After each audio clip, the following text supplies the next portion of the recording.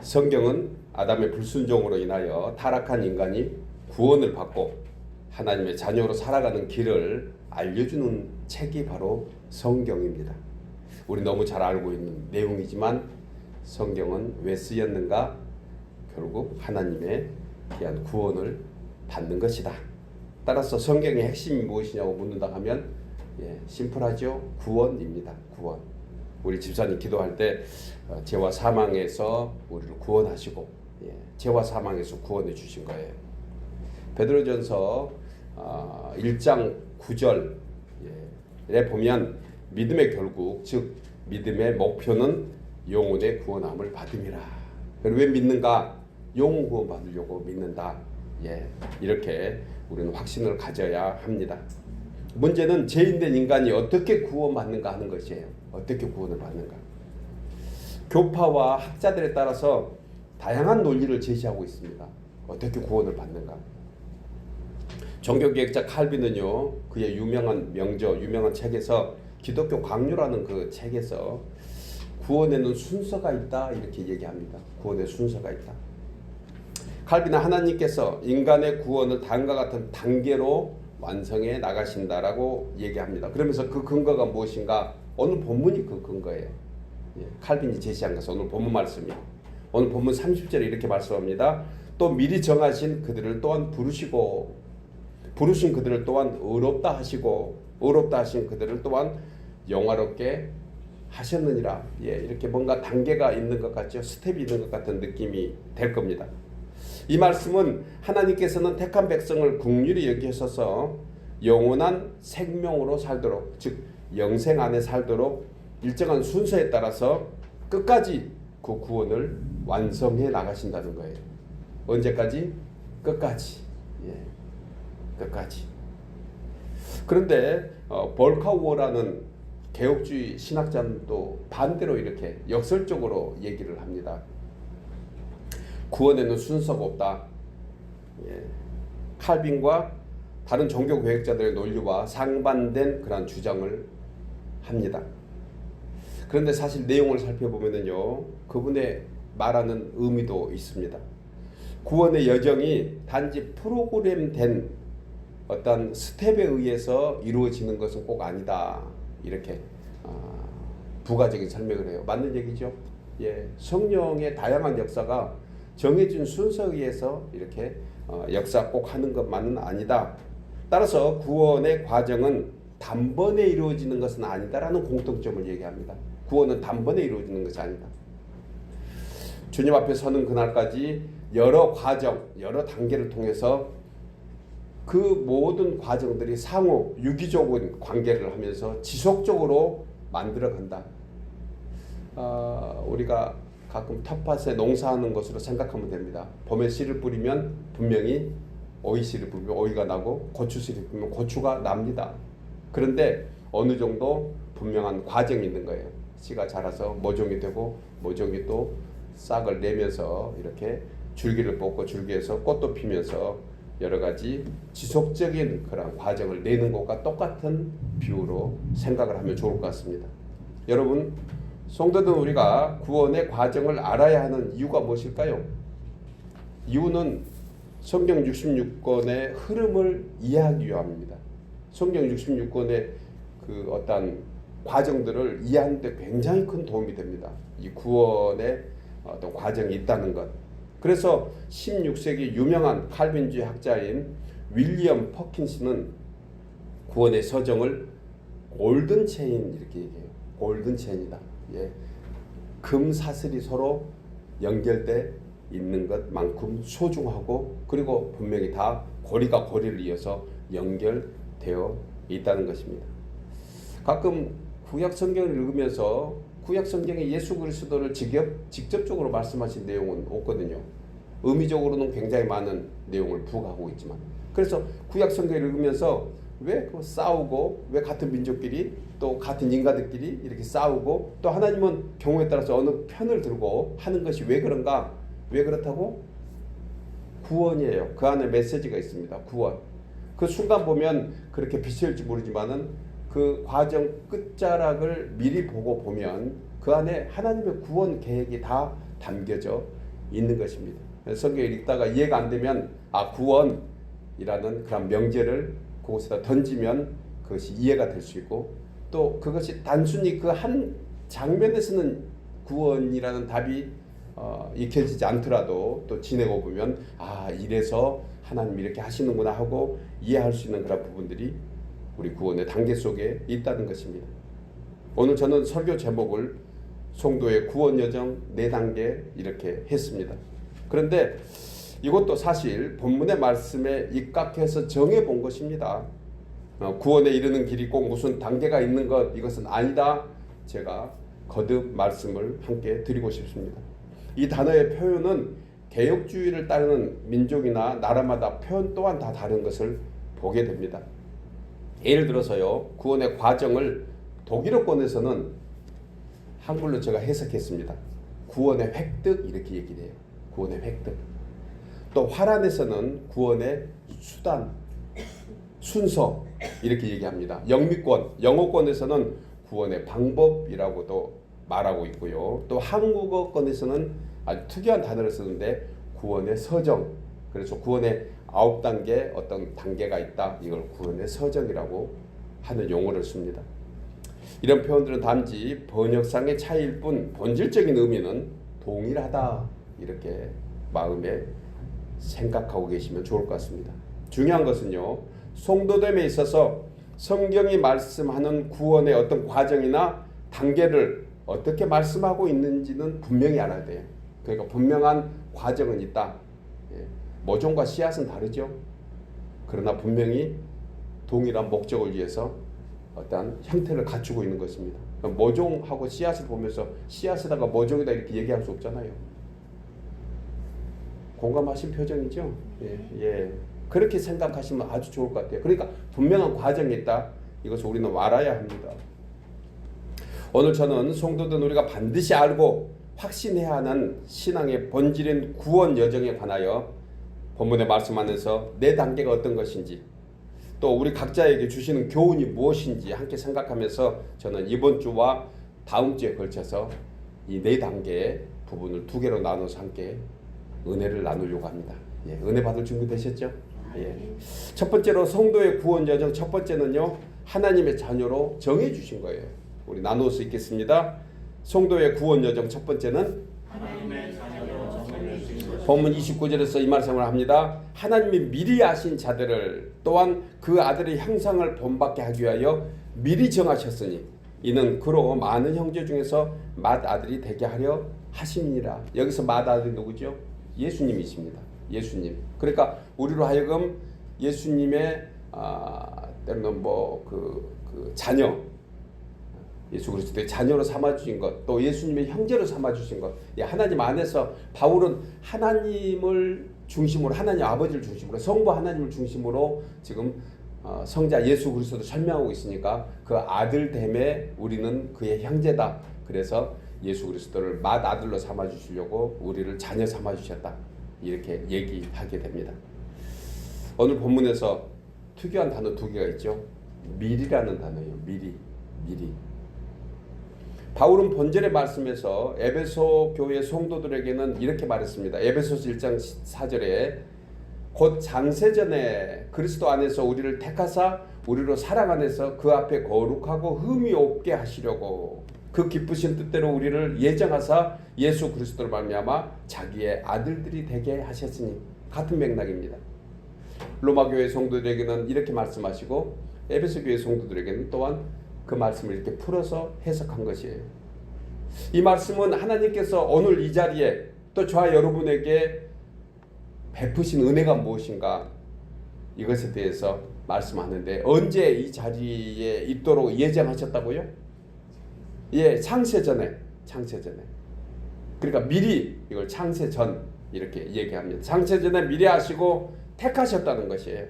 이 자리에 있는 것이 우연일까요? 결코 우연이 아닙니다. 우리가 알 수 없는, 숫자로 헤아릴 수 없는 그 아주 오래된 창세전이니, 그 전은 아주 영원 전을 얘기합니다.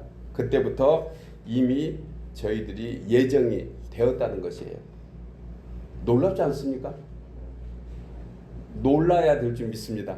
와, 그 오래전부터 와우. 예. 이건 제가 지금 그냥 단어로 이렇게 표현해서 그렇지 정말 우리는 와 하고 놀래야 돼요. 창세전에 내가 이 자리에 있는 것이 우연인가? 아니다.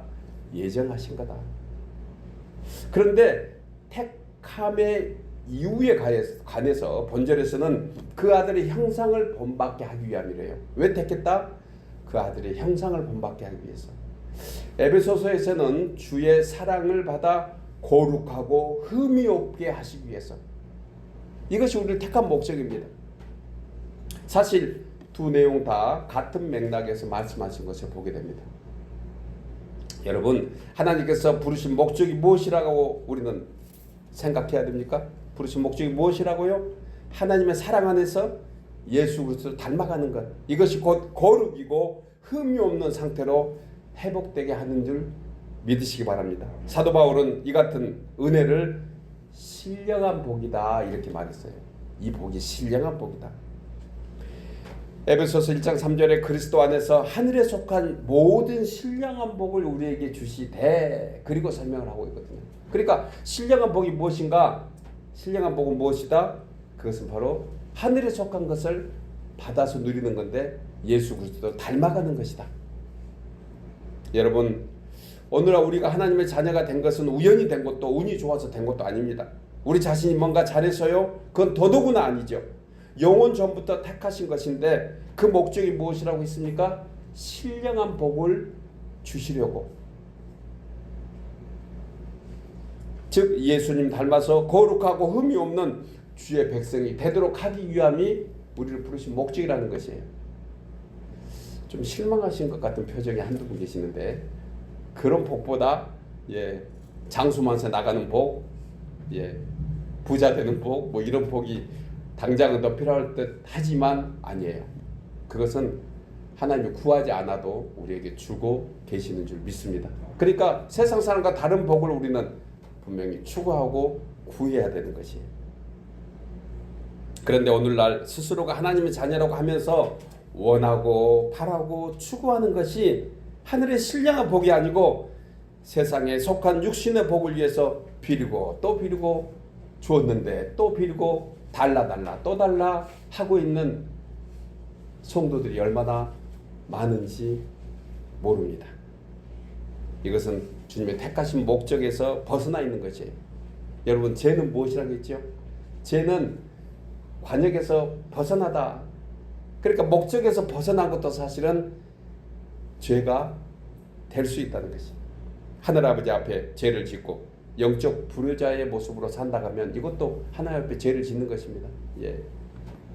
분명한 것은 하나님께서 예정하신 사람들을 위한 그분의 구원 계획과 목적이 창세 전부터 지금까지 조금도 차질 없이 일관적으로 성취되고 있다는 사실이 놀랍지 않습니까? 우리는 알지 못합니다. 그러나 그 언젠가 주님 만나면은 정말 주님이 그렇게 해주고 계시는 거예요. 때로는 하나님의 뜻대로 살지 못해서 우리가 어긋난 길을 가더라도 새로운 길을 열어서라도 하나님은 다시 돌아오게 하십니다.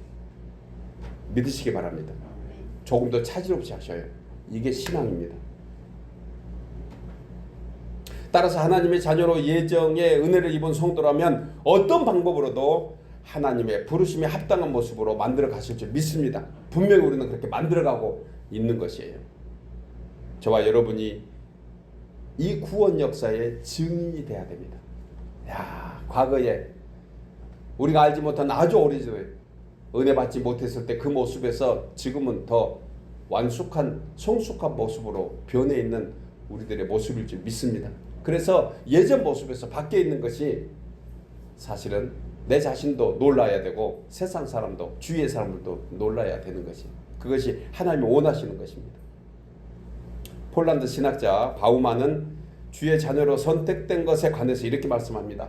우리가 그리스도의 성품과 닮거나 비슷할 뿐 아니라 그분과 같은 권세의 영역, 즉 승천 후에 영광스러운 모습으로 변화되는 것까지 주님이 다 예정하셨다. 우리를 선택한 것은요, 주님의 성품을 닮은 것뿐만 아니고 장차 나타날 영광에 우리를 이르게 하신다는 것입니다. 따라서 우리는 그리스도와 동일한 실체로 인정을 받게 되고 그리스도와 똑같은 본질적 성품에 참여하게 하시는 것, 이것이 바로 우리를 부르신 이유예요. 여러분, 참으로 경이롭고 유대한 고백이 아닐 수 없습니다. 이 바우만의 고백이 우리의 고백이 돼야 돼요. 그 언젠가 우리는 지금 이 땅에서 세상 사람과 어떻게 보면 조금 다름없이 사는 것 같지만 사실은 상당히 다르게 우리를 지켜보고 인도해주고 계신다는 사실. 성경에 보면 주님의 사람들은 이미 이 같은 고백을 했습니다. 베드로후서 1장 3절에 그의 신기한 능력으로 생명과 경건에 속한 모든 것을 우리에게 주셨으니, 이미 주셨어요. 이는 자기의 영광과 덕으로서 우리를 부르신 이를 알므로 말미암아 우리를 부르신 이의 그 영광을 아는 것, 이로써 그 보배롭고 지극히 큰 약속을 우리에게 주사 약속으로 말미암아 우리가 정욕 때문에 세상에서 썩어질 것을 피하여 신성한 성품에 참여하는 자가 되게 하려 하심이라. 아멘이죠. 신성한 성품, 신령한 복, 이것이 예수님께서 우리를 대신 죽으신 목적도 되지만 하나님께서 우리를 창세전부터 택해 놓으신 이유라는 것이. 여러분, 이사야 선지자의 표현대로 버러지 같은 우리를 창세전부터 택해 주셔서 하나님의 자녀가 되게 하심도 감사한데, 여러분, 길어봐야 100년 인생, 이것도 안 되는 이 허무한 인생 살다가 죄인의 모습으로 허무하게 세상에 묻힐 수밖에 없는 우리를 주의 자녀 삼아주시고 살날 동안 거룩한 주님 닮아가도록 하여 주시니 얼마나 감사합니까? 이 은혜가 우리 마음가운데 있을 때 우리는 정말 두 손 높이 들고 회개하면서 감사의 찬송을 주님께 드리지 않을 수가 없어요. 하나님께서, 그 존귀하신 하나님, 그 전능하신 온 천하의 주인이시며 만물의 주관자가 되시고 역사의 주인이 되시는 그 하나님, 그 하나님께서 먼지보다 못한 저희들을 보시면서 이 거룩한 신의 성품에 참여하게 하신다. 이것이 얼마나 복된지 모릅니다. 베드로 사도는 이런 은혜를 입은 우리에게 이렇게 권면합니다. 그러므로 형제들아, 더욱 힘써 너희 부르심과 택하심을 굳게 하라. 왜 부르신지 알아? 왜 택하신 줄 알아? 그것을 좀 굳게 하면 좋겠어. 이런 말씀하면서 너희가 이것을 행한즉 언제든지 실족하지 아니하리라. 이같이 하면 우리 주 곧 구주 예수 그리스도의 영원한 나라에 들어감을 넉넉하게 너희에게 주시리라. 천국 백성으로 사는데 부족함 없도록 하나님 만들어 주신다는 거예요. 여러분, 이제 우리가 하나님의 자녀로 택하심을 입었다는 사실을 믿는다면 우리의 간구의 소원도 또한 바뀌어야 합니다. 세상 사람들과 똑같이 세상에 육신에 속한 복을 구하고 원할 것이 아니고 하늘의 신령한 복인 예수 그리스도의 성품을 닮아가도록 주여 나를 더욱더 거룩하게 하시고 흠없는 주의 자녀가 되게 하옵소서. 주의 백성으로 사는데 하나님 나에게 권능을 입혀주셔서 주여 주님의 기뻐하시는 모습으로 우리 살게 하옵소서. 이런 기도가 우리 마음속에 나와야 될 줄 믿습니다. 사랑하는 여러분, 이 자리에 있는 우리 모두는 창세전에 택함을 입은 거룩한 주의 자녀임을 잊지 말고 신령한 주의 은혜 안에서 감사함으로 살아가는 우리 모두 되기를 거듭 소원하며 축복합니다. 마지막 두 번째로 성도의 구원 여정 두 번째는 택함을 입은 주의 자녀를 부르신 것입니다. 처음에는 뭐였죠? 예정하시고 택하셨다는 거예요. 처음에는. 이제 그 택하신 성도를 부르시고 우리 나눠서 읽겠습니다. 성도의 구원 여정 두 번째는 본문 30절 상반절에서 이 말씀을 합니다. 또 미리 정하신 그들을 또한 부르시고, 본절의 부르심을 신학적인 용어로 소명이라고 합니다. 콜링했다는 거예요. 부르셨다. 기독교 강령에 보면은요, 부르심이란 하나님께서 죄인들을 예수 그리스도의 십자가의 은혜를 통해서 구원에 이르도록 초대하시는 하나님의 은혜의 방편이다, 이렇게 설명합니다. 따라서 본절에 부르시고를 헬라어에서 이 동사가 독특하게 쓰임받고 있는데 신의 부름이다, 이렇게 얘기해요. 신의 부름이다. 이 부르신 것은 하나님께서 우리를 부르신 거다. 사도 바울은 이 동사 예, 이 동사를 거의 하나님의 부르심의 의미로 다 설명하고 있습니다. 그러니까 이 부르신 것은 세상적인 사람에 의해서 부른 것이 아니고 하나님께서 전적으로 주관해서 부르신 거다. 무슨 말입니까? 이 부르심을 하나님께서 이미 선택하시고 지명하신 자를 이 세상에서 죄와 사망의 사슬에 묶여있는 우리를 풀어주시고 하나님의 자녀로 의롭게 하시고 또한 거룩하게 하여 그들로 하여금 하나님을 섬기도록 하기 위한 것이 부르심의 목적인 거예요. 바울은 특히 하나님의 이런 결정이 사람의 행위에서 나는 것이 아니다. 예, 사람이 잘나서 결코 부름을 받는 것이 아니다. 이것은 하나님의 절대 주권에 달려있다. 이거 무슨 얘기입니까? 우리의 형편과 우리의 입장에 따라서 하나님이 변개하지 않으십니다. 바꾸지 않다는 얘기로 해석할 수 있는 거예요. 왜요? 그분이 아시고 부르셨으니. 우리 흔한 말로 책임지세요.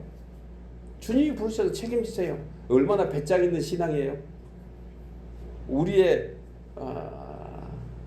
표현이 되기를 축복합니다. 예, 주님 책임지세요. 이야, 저희가 만약에 어떤 등급에 따라서 뭔가 라이센스를 받고 서리파이 받아서 뭔가 기준이 돼서 하나님의 그 눈에 들어왔다 가면 만약에 반대로 우리가 그 어떤 등급에 미달되면 그 미달되는 것만큼 또 해당이 안 되는 거 아니겠습니까? 그런데 하나님이 이미 정해 놓으신 거예요. 그러니까 하나님이 책임져 주신다는 이것을 우리는 다시 한번 은혜로 생각할 수 있는 것입니다. 하나님의 이러한 결정은 전적으로 하나님의 주권에 있었다. 인간의 성결 조건에 의해서 영향을 받지 않는 하나님의 자유로운 주권적 선택이라고 해석을 하고 있습니다. 이 내용을 사도 바울은 갈라디아서 1장 6절에서 그리스도의 은혜로 너희를 부르시니 그리스도의 은혜로 불렀다는 거예요. 이렇게 말씀하면서 15절에서도 내 어머니의 태로부터 나를 택정하시고 그 은혜로 나를 부르신 이, 그러니까 어머니 태에서 나와서 하는 집 보고 우리를 선택한 것이 아니라는 거예요. 이미 태 중에 있는 우리를 선택해 놓으신 것이라고 이사야 선지자는 이스라엘 백성들을 대표적으로 얘기하는 민용으로 이렇게 말씀하고 있습니다. 이사야서 43장 1절에 야곱아 너를 창조하신 여호와께서 지금 말씀하시느니라. 이스라엘아 너를 지으신 이가 말씀하시니라. 너는 두려워하지 말라. 내가 너를 구속하였고 내가 너를 지명하여 불렀나니 너는 누구의 것이다? 내 것이라. 주의 것이다. 우리는 누구의 것이라고 선포합니까? 우리는 주님의 것입니다. 주님의 것은 주님이 책임져 주시는 거예요. 무엇 때문에 하나님의 자녀로 부르셨다고 말씀합니까? 이사야서 43장 4절에 하나님께서 우리에게 이렇게 고백하고 있습니다. 하나님께서 이렇게 고백하고 있어요. 네가 하나님 보시기에 내 눈에 보배롭고 존귀하여 내가 너를 사랑하였은즉, 하나님 보시기에 우리가 보배롭고 존귀하대요. 그런데 어쩌면 우리는 살아가면서 그렇게 죽을 상을 하는지 보배롭고 존귀한데 그 가치를 세상에 어떤 가치하고 비교할 수 없는 정도로 하나님의 사랑 안에 있는데, 여러분 우리의 부모님들이 하셨던 말씀, 특별히 할머니 할아버지들이 이런 말씀 잘하세요. 내 눈에 넣어도 아프지 않는 내 새끼, 이런 얘기를 우리도 하고 또 듣고 살았습니다. 한국 부모님들만 하는 것이 아니에요. 미국의 할아버지 할머니들도 이런 표현을 합니다. 이렇게 영어로 이렇게 표현한대요. He 또는 she is the apple of my eye. 아마 미국 분들은 이제 애플을 예쁜 걸로 비유하는 모양이죠. 그래서 he is apple. 이것은 눈에 선하고 아주 귀엽고 소중한 존재를 일컬어서 그렇게 표현을 합니다. 신명기 32장 10절에서도 이렇게 얘기해요. 이스라엘을 눈동자처럼 지켜주시고 보호하신다. 여러분, 우리를 오늘도 내일도 영원히 주의 사랑의 눈으로 우리를 바라봐 주시고 우리를 주의 눈동자처럼 지켜주고 계신 줄 믿으시기 바랍니다. 담대할 수 있는 거예요. 두려워하지 말라. 그런데 그냥 부르신 것이 아닙니다. 그에 합당한 값을 치르고 부르신 거예요. 이사야서 43장 3절에 이 값에 대해서 이렇게 말씀합니다. 대저 나는 여호와 내 하나님이요 이스라엘의 거룩한 이요 내 구원자임이라. 내가 우리 하나님께서 애굽을 우리의 속량물로 구수와 스바를 우리를 대신하여 주었다고 말씀합니다. 여기서 구속이라는 단어는 이 세상에서 너만한 존재가 없어서 내가 너를 비싼 값을 주고 내가 내 자녀로 부어 이 자리에 있게 했다고 얘기합니다. 여러분, 당시 애굽은 당대에서 가장 강대한 국가였습니다. 애굽을 돈으로 시작하면 이 세상의 가치하고 비교할 수 없는 그러한 높은 가치를 가진 나라였습니다. 문명이나 문물 그리고 문화가 가장 앞서갔던 그 나라, 그 당시에 애굽을 비유로 얘기한 거예요. 하나님은 그런 애굽을 포기하셨습니다. 과감히 포기하시고, 왜 포기하셨죠? 우리를 하나님의 자녀로 부르시고 그 값을 대신 치러서 갚았어요. 그런데 여러분, 하나님께서 우리의 부르심을 온전하기 위하여 이보다 더한 값을 치렀다는 사실을 알고 계십니까? 그것은 다름 아닌 하나님의 아들 예수 그리스도를 죽이기까지 우리를 사랑하셔서 그 값을, 예수 그리스도를 죽이시고 우리를 살리신 거예요. 온천하 만물의 주인이신 그분이 인간의 모습으로 오셔서 친히 죽으심으로 우리를 부르시고 그 부르심의 확정을 위해서 십자가에서 죽으신 그 은혜를 우리는 기억해야 합니다. 감사해야 합니다. 찬송해야 합니다. 여러분, 우리가 이런 존재인 거예요. 누가 그러잖아요. 나 이런 사람이야. 나 이런 사람이야. 성도는 이렇게 해서 구원받은 구속된 존귀한 존재입니다. 그런데 타락이 극에 달한 오늘날 사람들은 이 소중한 존재의 가치를 잃고 살아요. 사탄마귀 하는 것은 그 가치를 잃도록 하는 것이다. 그러니까 끊임없이 우리는 자존심 내세울 것이 아니고 자존감 내세워야 돼요. 끊임없이 우리는 주 앞에서 내가 어떤 사람이다. 나는 하나님의 사람이야. 네 같은 것이 나를 어떻게 할 수 없는, 감히 할 수 없는 그런 하나님의 사람이라고 우리는 스스로 자존감을 회복해 나가야 하는 것이. 그래서 우리 입에서는 껌뜻하면 죽고 싶다, 뭐 되는 대로 되라 하는 자포자기 인생으로 살 수 없는 인생이 된 것이에요. 하나님이 하나님이 주관하시기 때문에. 또한 오늘날 자신의 정체성을 잃고 하나님의 창조 섭리를 무시하고 변질하는 형태가 얼마나 많습니까? 여러분, 인간은 하나님의 영광을 위해서 창조된 신묘막측한, 오직 이 온 세대에서 유일무이한 소중한 존재인 줄 믿습니다.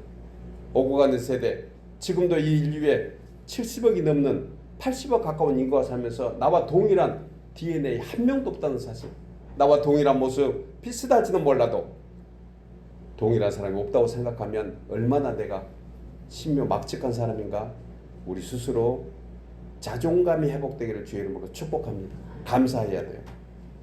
나는 나대로 특별한 은혜를 받고 산다.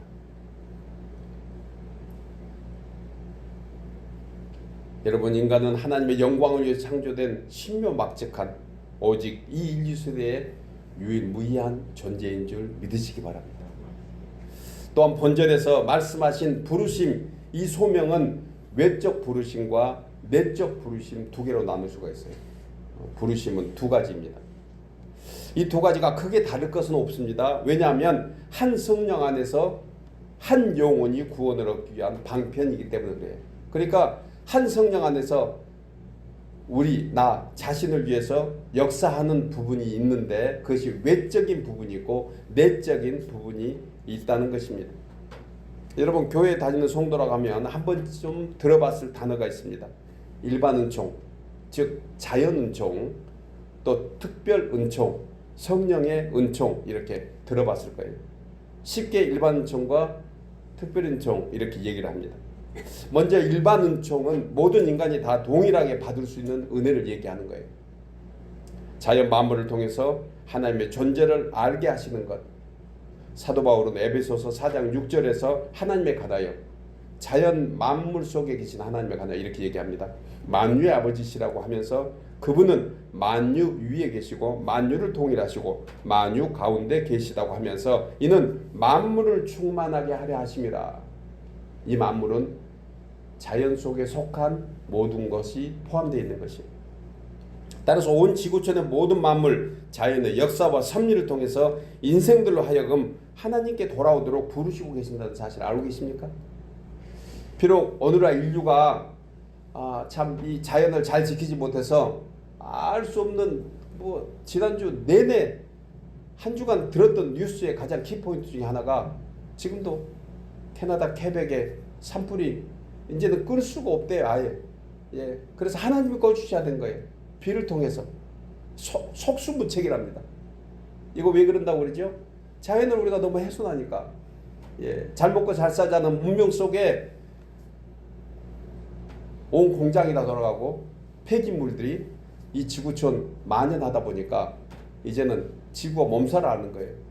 북극에 꽃이 피는 거 보셨어요? 어느 그 작가가 쓴 타이틀에 북극곰의 눈물이라는 타이틀을 했는데 아이고 제가 눈물이 날 뻔했어요. 북극곰이 오갈 데가 없어요. 얼음 한 점 타는 것이 쉽지 않다는 거예요. 펭귄들이 좀 추워야 사는데 펭귄들이 지금 여름나게 생겼대요. 이런 것들이 왜 그럴까요? 그 가운데서 하나님은 끝까지 이걸 붙들고 계시는 거예요. 왜 붙들고 계실까요? 한 사람이라도 더 부르시려고. 구원받은 성도로 하여금 한 사람이라도. 그리고 죄인된 인간들로 하여금 내가 이 자연 만물의 주인이다, 역사의 주인이다라고 하나님은 그 안에서 계속해서 메시지를 전해주고 있는 거예요. 때로는 쓰나미와 태풍과 어떤 해오리 바람 속에서도 하나님은 하나님의 계심을 보여주고 있다는 사실을 우리는 알아야 합니다. 그런데 세상 사람들은 그것을 하나님의 소관으로 알까요? 그렇지 않습니다. 따라서 온 지구촌의 모든 만물, 자연의 역사와 섭리를 통해서 인생들로 하여금 하나님께 돌아오도록 부르시고 계십니다. 그러므로 오병이의 기적도, 태풍을 잠잠케 하시는 역사도, 초자연적인 권능으로 태양을 멈추기도 하시고 시간을 바꾸기도 하시고 전능자의 능력으로 질병을 고치기도 하시는데 이 모든 일이 죄인된 인간으로 하여금 하나님께 돌아오도록 하시는 목적이 있다는 사실입니다. 그런데 여러분, 타락한 인간들이 이 오묘하고 놀라운 진리를 깨닫고 주님께로 돌아오는 사람이 몇이나 될까요? 그래서 하나님은 택한 백성을 부르실 때요, 강력하게도 하시고 때로는 세미한 성령의 손길로 부르신다는 사실을 우리는 깨달아야 됩니다. 그래서 부르심에는 두 가지가 있다. 외적인 부르심, 이것은 자연 만물을 통해서 부르시고 계시는데 여기는 하나님도 실망하실 정도로 크게 구원받은 성도가 없기에 성령께서 역사하도록 하시는 것입니다. 이것을 내적 부르심이다. 그리고 그때와 방법은 참으로 다양하게 한 사람 한 사람 다 모든 다른 방법을 부르신다는 사실을 알고 계십니까? 저 여러분이 그 증인들이에요. 다양하게 부르십니다. 자연 만물은 일정하게 부르잖아요. 정해진 대로 수순에 따라서. 그런데 외적 부르심과 내적 부르심의 차이가 이겁니다. 저와 여러분은 무슨 부르심을 받았을까요? 예, 당연히 내적 부르심을 받은 거죠. 성령의 터치를 받고 성령의 인도함을 받은 것이에요. 이것을 저는 맞춤형 은혜라고 설명하고 싶어요. 맞춤형 은혜. 우리 각자에게 합당한 은혜. 그런데 공통적인 점이 있습니다. 여러분, 사람이 잘 되고 배부르면 하나님 찾을까요? 안 찾습니다. 결코 하나님의 초청에 귀 기울이지 않고 관심조차 갖지 않아요. 그래서 하나님께서 부르시는 방법은 삶의 고통과 고난을 통해서 주님의 부르심에 응답하도록 하신다는 사실. 누가 그러대요? 맞고 갈래? 그냥 갈래? 그런데 대부분 인생들은요 다 맞고 갑니다. 다 주님께 갈 때. 탕자처럼. 그저 아버지 아래서 그 좋은 곳에서 넉넉하게 그냥 아버지의 뜻에 순종하면 살면 좋을 텐데 그것 좀 뭐 자신이 해보겠다고 나가서 더 좋은 삶이 있지 않나 허랑방탕하게 살다가 결국 돌아온 거예요.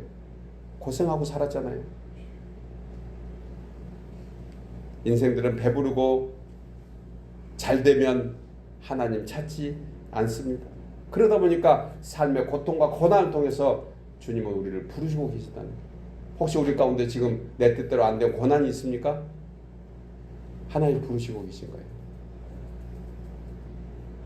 어떤 사람은 육신의 질고로, 어떤 사람은 잘 나가던 사업에 실패도 하게 하고, 어떤 사람은 자신의 뜻대로 되지 않는 절망 중에 때로는 소중한 것을 잃게도 하시고 사람과 관계에서 실망하기도 하시고 여러 가지 아픔과 시련을 통해서 하나님은 내적 부르심에 응답하도록 만들어 가신다는 사실이에요.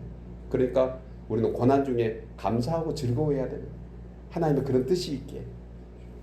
여러분 어떤 상황에서도 우리를 부르고 계신다는 사실을 믿으시기 바랍니다.